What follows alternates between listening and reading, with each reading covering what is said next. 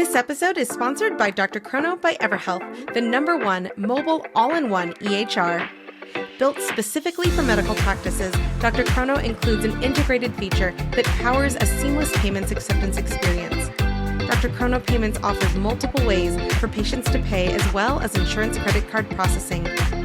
As a Dr. Chrono customer, you can easily activate our fully integrated payment solution that will streamline your cash flow and help you get paid anytime from anywhere. Deliver the best patient experience with a fast and easy way to collect payments. Visit drchrono.com/payments. That's drchrono.com/payments to learn more about Dr. Chrono today. Is there a DPC clinician, tech vendor, or industry champion that goes above and beyond to further elevate the DPC movement? Nominate them for a DPC Innovation Award to recognize them for creating traction, embracing innovation, and demonstrating commitment to the movement. DPC Innovation Award winners will be announced and honored at this year's Hint Summit, taking place in Denver, Colorado, September 27th through 28th. Nominate a DPC innovator at summit.hint.com, plus get $50 off your Hint Summit 2024 registration with promo code MyDPCStory.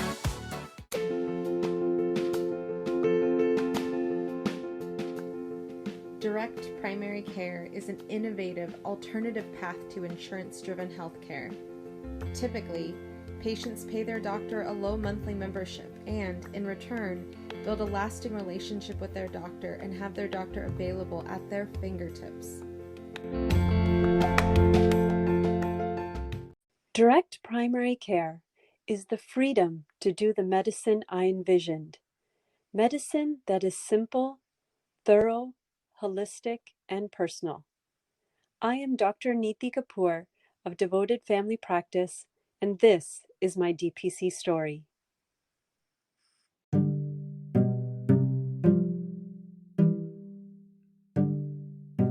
I met Dr. Kapur at the last Nuts and Bolts conference in November of 2019, before all of this pandemic business. She was walking around the different vendor tables, and I somehow got to chatting with her about the Butterfly IQ ultrasound. For those who might know me, it's easy to see how I could look like I'm a vendor for the device because I love using it so much, and I tend to get very excited when someone I meet is unfamiliar with the Butterfly.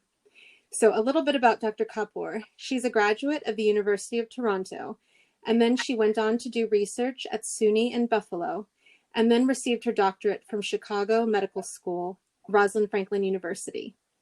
She went on to train in residency at St. Joseph's Hospital in Chicago, and she recently moved to Fayetteville in 2013 and opened up her DPC doors within the last few months.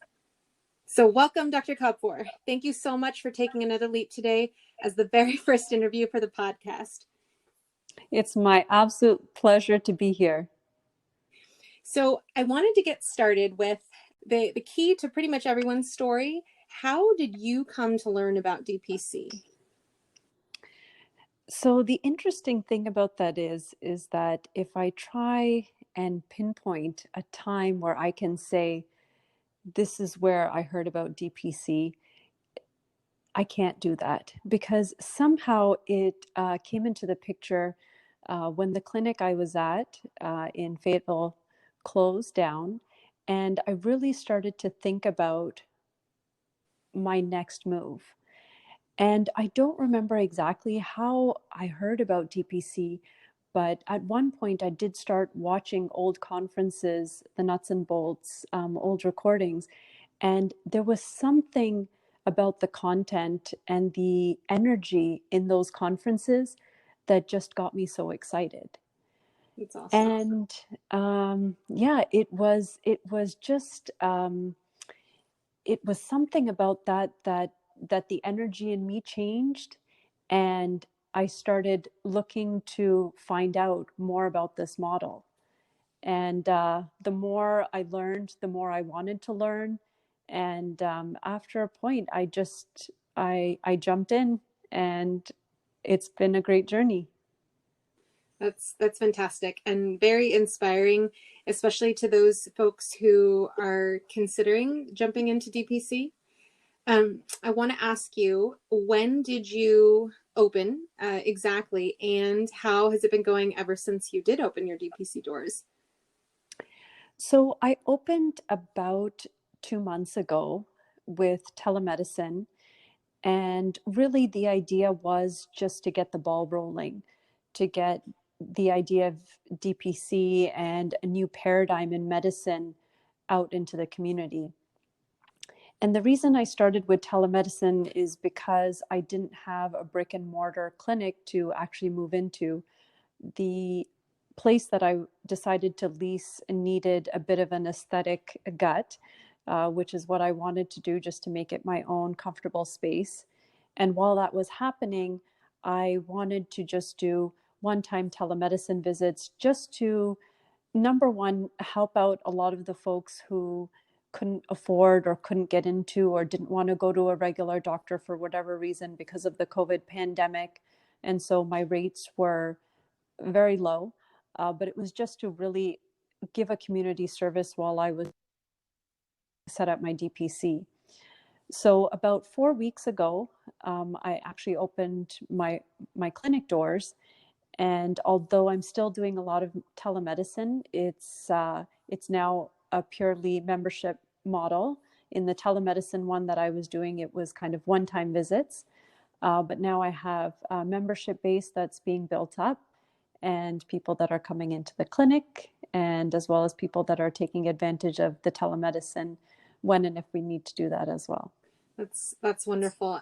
For those of the listeners who are also, because of COVID or other reasons, doing telemedicine primarily, but who are looking for a location, can you tell us a little bit about your experience in looking for and finding a location?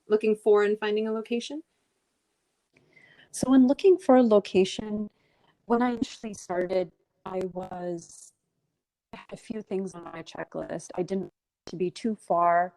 I wanted it to be in a safe, suitable area, maybe where there were some other medical practices around. I know that I needed to have a low overhead. Um, and so all those things were kind of on my checklist. It was um, it was a journey, definitely, because I've been looking for the past 5 months, and I was frustrated at times, thinking that I wouldn't find the place that was best for me. But with patience and with persistence, I found something that is just a few minutes drive from my home, and the rent is extremely affordable. And so I don't have to lose sleep over paying the rent, even if I don't have a lot of memberships at the time. And I was able to make the clinic my own, with, the money that I saved perhaps in a higher rent. So I think in that sense, this clinic is exactly what I wanted, for a lot of different reasons, but it did take me a while to find what I was looking for. Neeti, when you were making the transition to from having a telemedicine exclusive membership or pay as you go type of service to also incorporating a brick and mortar, can you tell us a little bit about your experience in looking for and finding a location? Sure. It was a process. It took about 5+ months, and the reason is because I didn't want to rush into a location that I would grow out of quickly. I know some DPC physicians will start at a smaller place that they can lease and then hope to grow, but I wanted something that would grow with me in the next few years, and give me that flexibility of having more space. So that was one. Two, I wanted something that was close to my house. This clinic for me in my mind is going to be like my second home. It's it's a place that I knew I was going to make into a warm, welcoming space that wouldn't feel like a clinic for my patients.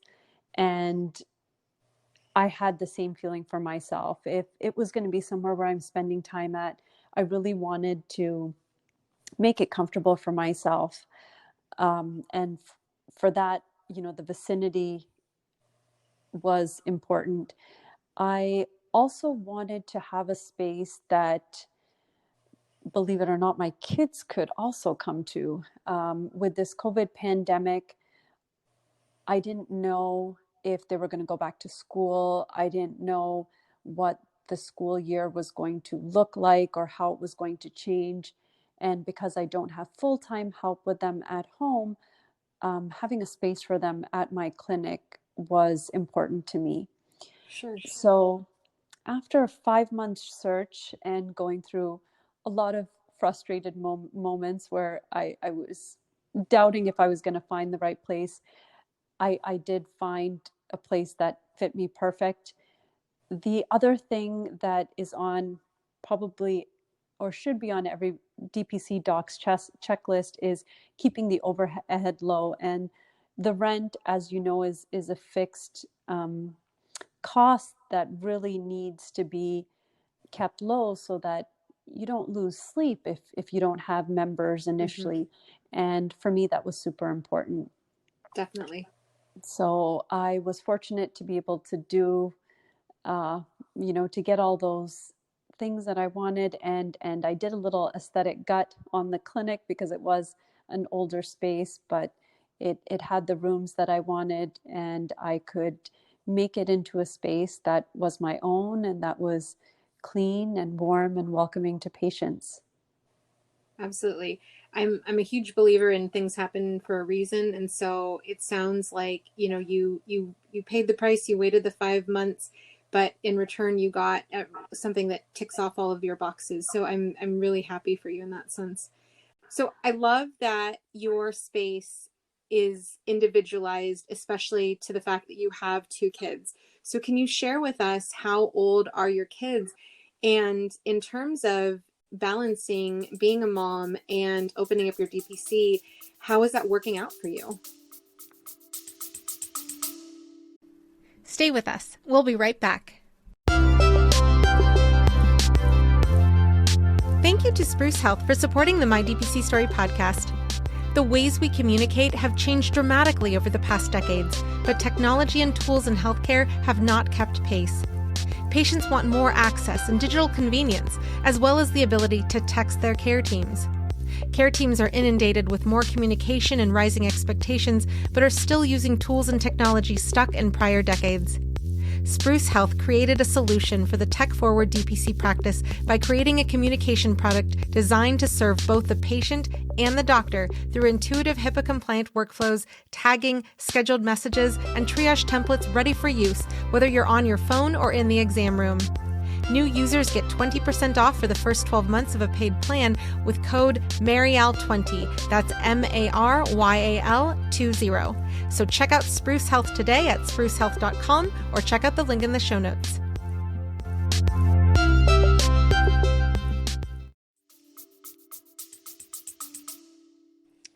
That's a great question. And that was one of my concerns when I was contemplating the idea of DPC.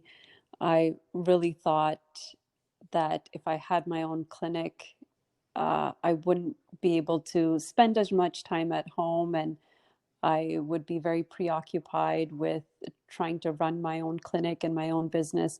But I think it can be the exact opposite. My children are 8 and 10. My daughter is 10. My son is 8. And I had my daughter when I was about a year out of residency, so after my first year as an attending. And when my son was born 2 years after that, I did take off a few years to raise my kids.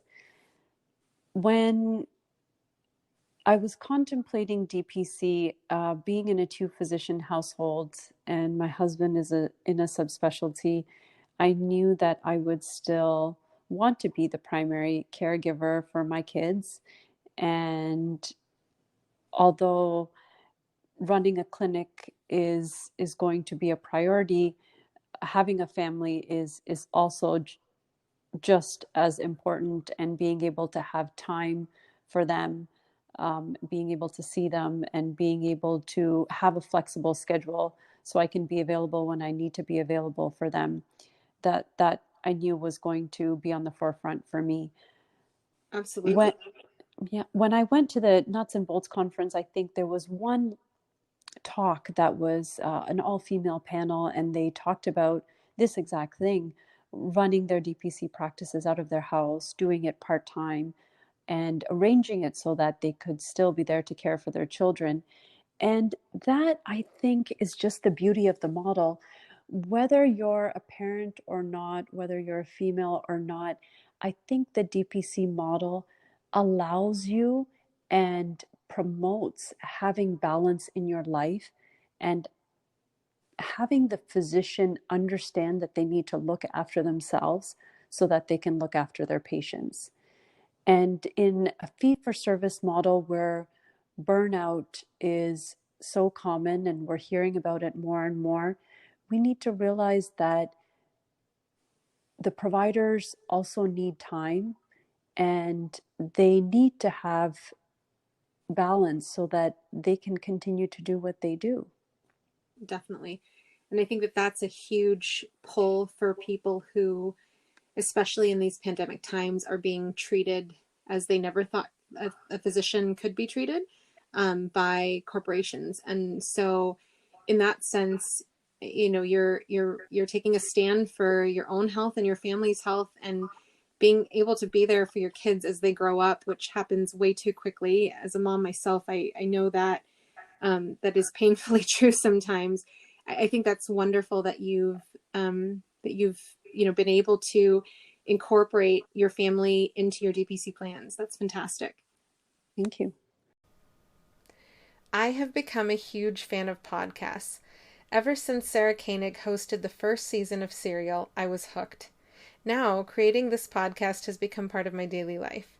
While it is an exciting new hobby, I also see it as a privilege that I get to interview so many DPC and direct care doctors. If you are interested in starting a podcast, let me tell you a little bit about Anchor. First of all, it's free. There are creation tools that allow you to record and edit your podcast right from your phone or computer. Anchor will distribute your podcast for you so it can be heard on Spotify, Apple Podcasts, and many more. You can make money from your podcast as well with no minimum listenership. It's basically everything you need to make a podcast all in one place. Download the free Anchor app or go to anchor.fm to get started. I want to shift to your actual practice, specifically that you have a special interest in complete patient wellness and homeopathy. And I want to hear a little bit more about where this interest stemmed from and where were you able to get training for this? So if other people are interested, they can have a resource to refer to. Yes, absolutely. So I was introduced to homeopathy actually at home by my grandfather who lived with us when we were growing up. And he was a homeopath. And my parents were regular Western medicine doctors. So my father was a family practitioner and my mother an anesthesiologist. And I never really looked at homeopathy as a very legitimate form of medicine. I used to think that my grandfather was just trying to, keep himself busy and just practicing what I thought was hocus pocus medicine, actually. And really, the legitimate medicine for me was Western medicine. Mhm. So that's what I pursued. I never really learned anything more about homeopathy. I did my medical training and I did my residency. However, once I started practicing, within the first year, I quickly realized that I couldn't get patients healthy like I envisioned I would be able to. Mhm. I would put them on a medication, and although I'd be able to control their symptoms, um, if they were on this medication for a long period of time, I knew it wouldn't cure them in the way that I thought I could cure them. And so it was that sort of, you know, dissatisfaction, I think, that made me search for something more. I say that, in family practice, we see things that kind of make life miserable, but they don't really kill you, you know. And sometimes I feel that Western medicine, in those respects or in those instances, falls short Mm-hmm. of true healing. And I found out that there was a course in Chicago, which is where I was at, offered through the CDH, which is the Center for Education and Development of Homeopathy. And it's a course taught by physicians, for physicians. And I took this course, and it was everything that I didn't know about homeopathy. It's scientific, it's based on pharmacology. You take a very thorough history and do a physical, and you're able to come up with alternatives to sometimes areas that we lack in Western medicine when it comes to treatment.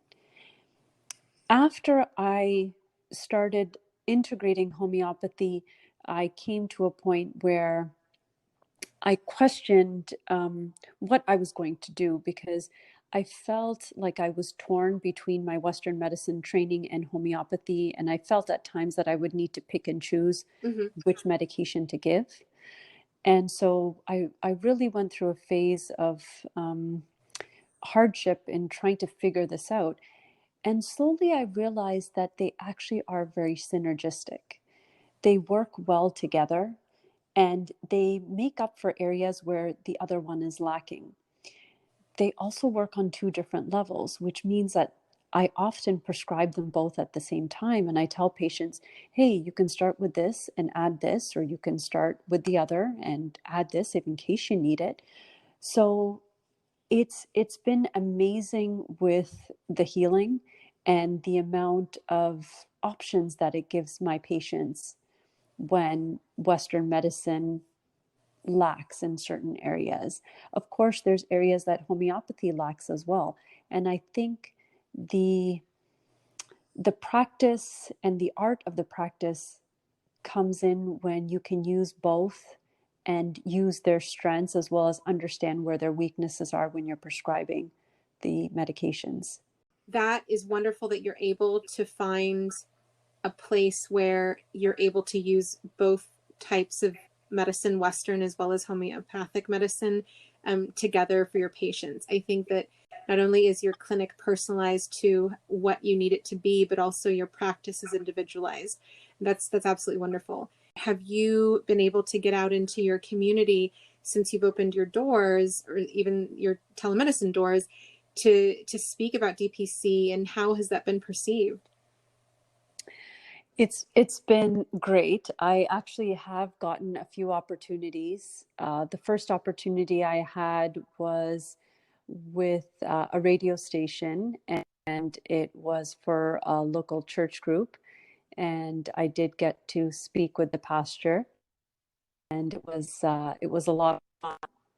And I've also spoken to a number of small businesses who have signed up their employees, and their employees, some of them have not had regular medical care in decades.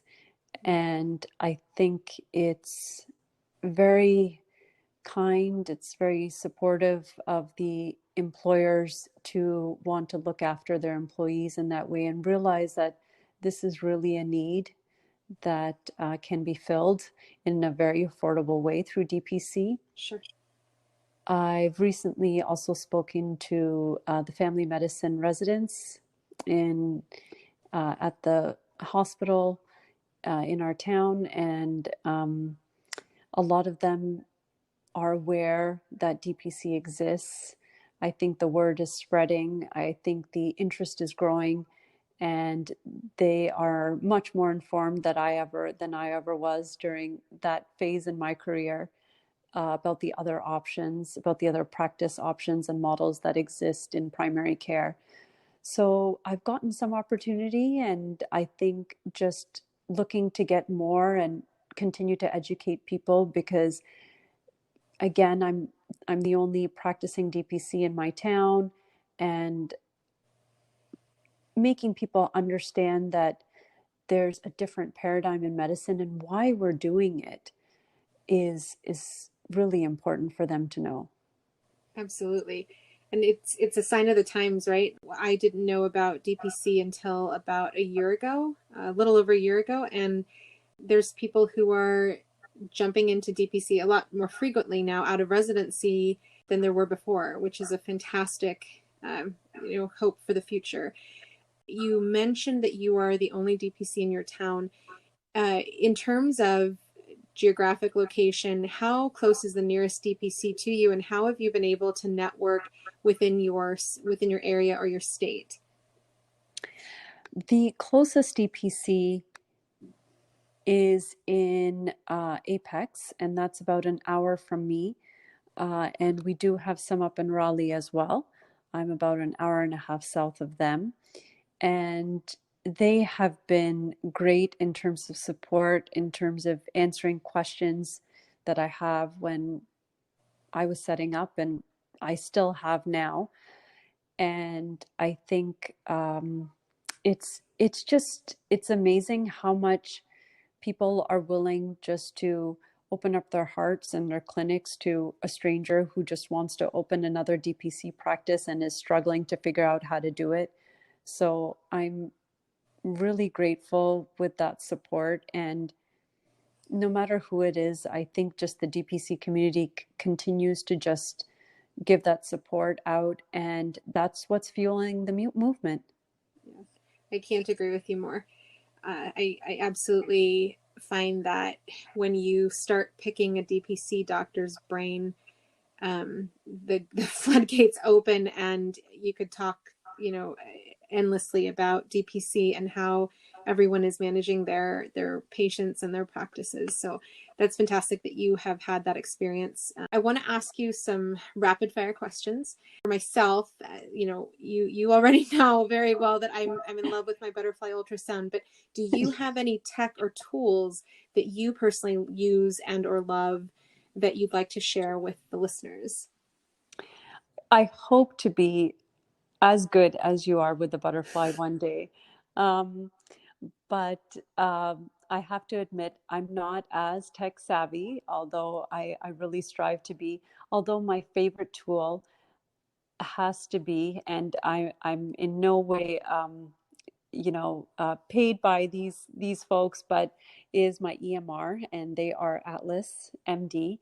And I would have to say they're really kind of my tech tool, because my whole EMR is at my fingertips. And if I'm that for me is like a one-stop shop. I can make patient appointments, obviously do my notes, I can put in my inventory, I can receive faxes, I can send out emails, I can do telemed calls, I can put out prescriptions.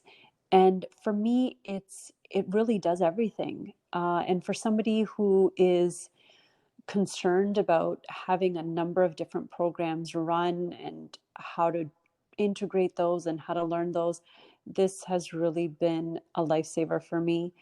The fact that if a patient calls me and I'm out and about and I need access to their information, or I need to make an appointment, I can do that over my phone. I think that that's just a great thing. Fantastic. How about in terms of resources that you might recommend to others? You've mentioned already where you received training for homeopathy, as well as you just mentioned Atlas. What other resources would you recommend to others? Well, I'll tell you, all the stuff that I'm going to say, the majority of it is free, Mm-hmm. but it is invaluable. So the conferences that are online, they lit a fire in me that I couldn't put out. The people, like I said, were brought across a message that resonated with what I was searching for, and I just never thought I could bring forth up to the surface. The books, Douglas Tarago's book, Direct Primary Care, I think in the first few paragraphs, I mean, I was I was convinced that there's another path for me. Um, I have to thank you and all, the support group that I met and made at the Nuts and Bolts conference last year. I mean, just having people to share the journey with you. I never thought I never had a support group for anything, and I wasn't sure at how useful it would be. And I don't think we went to create one, but I think we formed one, and I'm so glad we did, because when you go through the ups and downs, which you will go through the downs. Sometimes more so in the beginning than you do kind of later on as things kind of stabilize out. But it's a really vulnerable time in our career and our lives, because I I I didn't think I'd have to go through this. 10 years out of residency, I thought I put in my blood and sweat, and I went through the stresses that I needed to go through. And once I was done, really, I wouldn't go through that again. But turning to DPC, I say, really rocked my foundation of what I thought I would be doing in medicine. And I'm glad that foundation was rocked. But when it is rocked, you need people around you to really help you build up that base again, where you feel confident and comfortable with the direction that you're going in. So for me, that was big. And of course, the DPC Docs Facebook page, there's always information on there. And just even being a watchful bystander will give you so much information from the questions and the answers that people are posting. Absolutely. And touching on that that place where people can get to, where you're exposed and you're feeling vulnerable, if you don't have the same, same old job, or the RVU generating job in front of you as your only option. And when you're thinking about making such a dramatic change like opening a DPC, it can be quite unnerving. And I completely agree that that support is key in helping a person get confidence to open up their doors, or their telemedicine doors. I want to ask, especially because now in pandemic times when we can't participate in conferences as easily in person, if you were meeting someone at a conference and you were talking to someone who was right on that cliff of jumping off with regards to jumping into the DPC world, what would you tell that person who might just need that one little push, that one little bit of information to help them make the transition? I would tell them it's not as scary as you think. So I grew up in Canada, where the healthcare system is very different. When I was in high school, I used to go to my father's family practice clinic and do his billing. And it was straightforward. In Canada, everybody comes in with a health card with their name and their date of birth, which I put in, and a health card number, and the charge, and we submit their billing, and the payout comes. So my thought was, when I came to the US and the whole system was very different, and insurances and payouts were really complex, I just never thought I could open my own clinic here. I thought, number one, my overhead to start a clinic and to run a clinic would be beyond my capacity. I thought the complexities of it would be beyond my comprehension and management. And so I really just put it aside. DPC makes that very doable, because you're back to simplified medicine. You're back to a medicine where you're focusing in on the doctor-patient relationship, and everything else becomes simplified and secondary. And in this model, you can do it. You can absolutely do it. You don't have to set up a large clinic. It's whatever you want it to be. And that's the beauty about DPC clinics, is every clinic is unique. Some operate out of their home, some out of their basement, some out of one room, some out of 5 rooms, some out of, the bottom of a building floor. I mean, it's whatever you want it to be, but really when the docs say that you just really need you and the patient and your stethoscope, that is really true. It's back to good old medicine and just exactly that. Beautiful. Neeti, what is the best way for others to reach out to you, especially if they feel a connection and they want to ask you some more questions? Absolutely. Well, you can go to my website. It's www.devotedcaremd.com. And there is contact information to reach me at my clinic.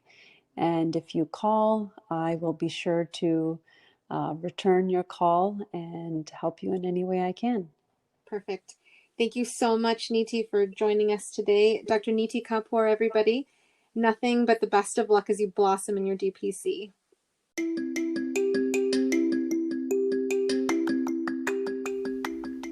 Next week, look forward to hearing from Dr. Paul Thomas of Plum Health Direct Primary Care. Until then, this is Marielle Conception.